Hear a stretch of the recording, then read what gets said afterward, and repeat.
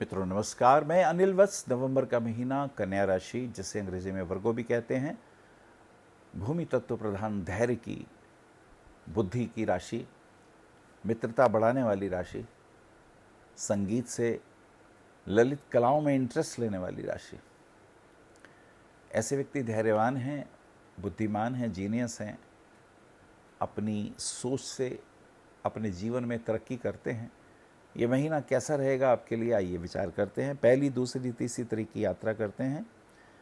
पहली तारीख की स्थिति पर गौर करें तो व्यापारिक दृष्टिकोण से या ऑफिस के दृष्टिकोण से कुछ अच्छा होगा। आने वाले समय में एक प्रमोशन मिल चुकी है और भी प्रमोशन मिलने के योग आएंगे, लेकिन अपने स्वास्थ्य का ध्यान रखिएगा, दैट इज़ इम्पॉर्टेंट। 2 तारीख की यात्रा करें तो ये समय अनुकूल, कहीं से पैसे की प्राप्ति के योग बनेंगे। हो सकता है कि जो बिजनेस आप कर रहे हों या जो जॉब में आप हों, वहाँ कुछ पॉजिटिव आपके द्वारा कुछ ऐसा कार्य किया जाए कि बिजनेस में प्रमोशंस हो, आपके प्रोडक्ट्स की सेल ज़्यादा हो, तो आपके लिए ये अच्छा रहेगा। आने वाले समय में प्रॉस्पेरिटी, लक्ष्मी की कृपा आपके ऊपर हो सकती है। 3-4 तारीख की यात्रा करते हैं। 3 तारीख को होली अष्टमी व्रत है और मंगल का कन्या राशि में प्रवेश है। कन्या राशि वालों के लिए मंगल 3rd और 8th का लॉर्ड होता है, जो कि आयु का कारक होता है। ध्यान रखिए चोट ना लगे, कहीं चलते वक्त पैर स्लिप ना हो जाए, बोन्स, हड्डी वगैरह में चोट लगने का डर, सिर पे भी चोट लग सकती है, कोई चीज़ या सिर टकराए किसी से, बी केयरफुल, थोड़ा समय ध्यान रखना होगा। बात करते हुए मोबाइल पर कहीं ध्यान भटका और चोट लग सकती है, तो लिटिल बिट केयरफुल रहिएगा। 4-5-6 तारीख की यात्रा करते हैं। कुछ व्यय, कुछ खर्चे इत्यादि होंगे, कुछ परचेजिंग होगी, कुछ मार्केट वगैरह में जाएंगे, धन का व्यय, कुछ परचेजिंग, कुछ खाने पीने में, कुछ मित्रों के साथ आमोद प्रमोद में समय व्यतीत होगा।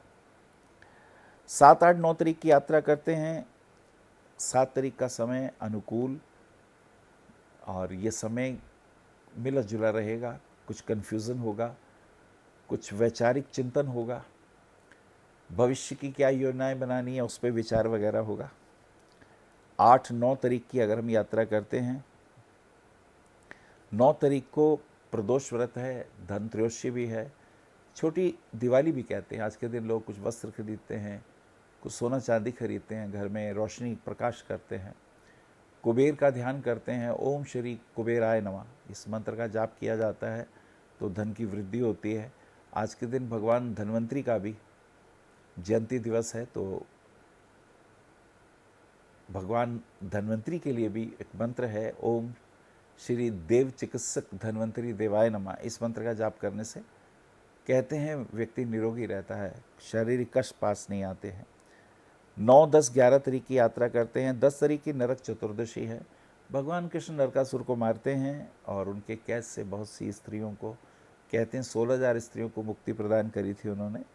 आज के दिन लोग दीपक जलाते हैं, 4 मुँह का, सरसों के तेल का, घर के बाहर। यम पीड़ा से या नरकों से मुक्ति मिलती है। 11 तारीख की दीपावली है, महालक्ष्मी की पूजा है, लक्ष्मी और गणेश के साथ। गणेश जो कि विघ्नहर्ता हैं, लक्ष्मी जो कि विष्णु प्रिया हैं। आज के दिन, दीपावली वाले दिन, लोग रोशनी करते हैं, उत्सव मनाते हैं और भगवती लक्ष्मी और गणपति की आराधना की जाती है। 12, 13, 14 तारीख की यात्रा करते हैं। 12 तारीख का समय अनुकूल, मित्रों के साथ सहयोग रहेगा। गोवर्धन पूजा, अन्नकूट भी है। भगवान कृष्ण ने इंद्र का गर्व भंग किया था, अपनी छोटी उंगली में गोवर्धन पर्वत उठाया था। गोवंश क्या होता है, गौओं का वर्धन कैसे किया जाता है, कैसे गोमय से इंसान को दीर्घायु मिलती है, और गोबर कैसे परमाणुओं की रेडियो एक्टिविटी को भी न्यूट्रलाइज कर देता है। ऐसी बहुत सी शोध उन्होंने की और आज भी हमारे लिए गाय को माँ का दर्जा दिया जाता है, इसीलिए कि मनुष्यों को बचाने में अंतिम भूमिका गाय की ही होगी।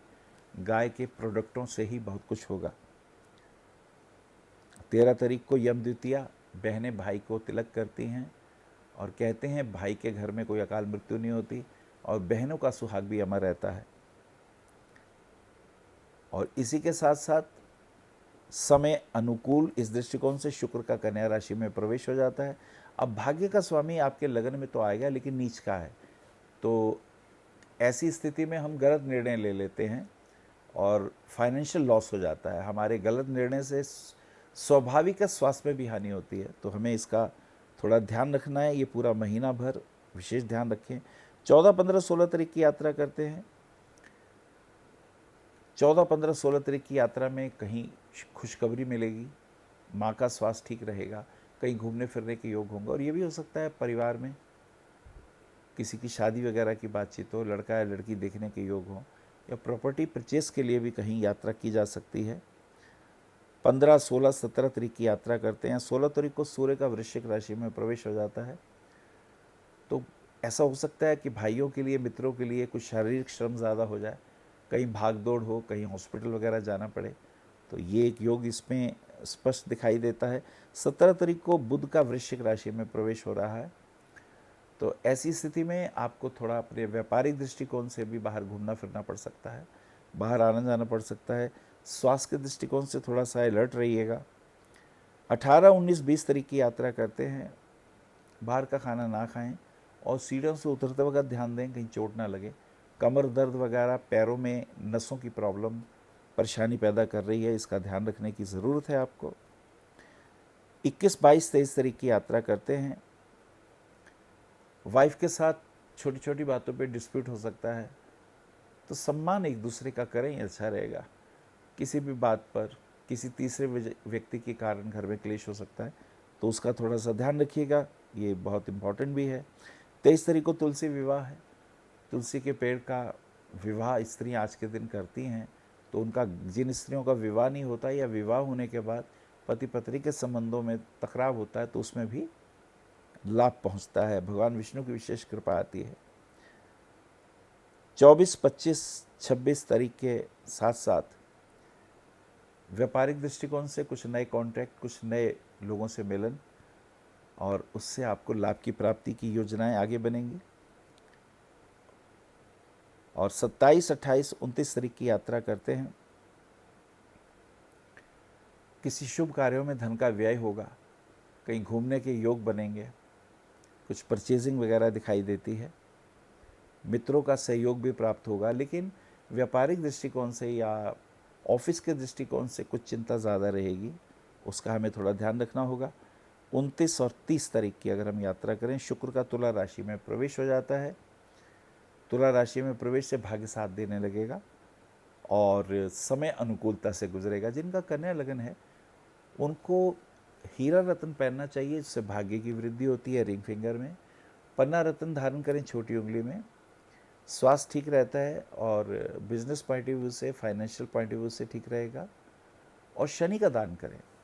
नीलम पहन सकते हैं, लेकिन उसकी मूल त्रिकोण राशि 6 हाउस में है, तो वो परेशानी पैदा करती है, उसके प्रति जागरूक होना बहुत ज़रूरी है। तो कुल मिला के इस महीने में हेल्थ कॉन्शियस रहिएगा। किसी को रुपया उधार दें, सोच समझ के दीजिएगा, वापस मिलेगा या नहीं मिलेगा। हेल्थ इश्यूज़ हैं, उसका भी हमें ध्यान रखना है। और कहीं परचेजिंग वगैरह करें तो ध्यान रखें, क्योंकि खर्चे कुछ ज़्यादा हो जाएंगे। कुल मिला के मिला जुला प्रभाव। हरिओम। आप आचार्य श्री अनिल वत्स जी के ज्योतिष व ध्यान संबंधी प्रोग्राम www.astroanilvats.com व मासिक राशिफल YouTube पर भी देख सकते हैं। विशेष जानकारी के लिए संपर्क करें। भविष्य कथन VE 279 गली नंबर 6 हरिनगर न्यू दिल्ली 110064। हमारे फोन नंबर है 9891739999 और 9818189993 और 8860006030 और 9810880002। हमारी वेबसाइट है www.bhavishyakathan.org। ईमेल है acharyaanilvats@gmail.com। अपॉइंटमेंट के लिए संपर्क करें सुबह 11 बजे से शाम 6 बजे तक।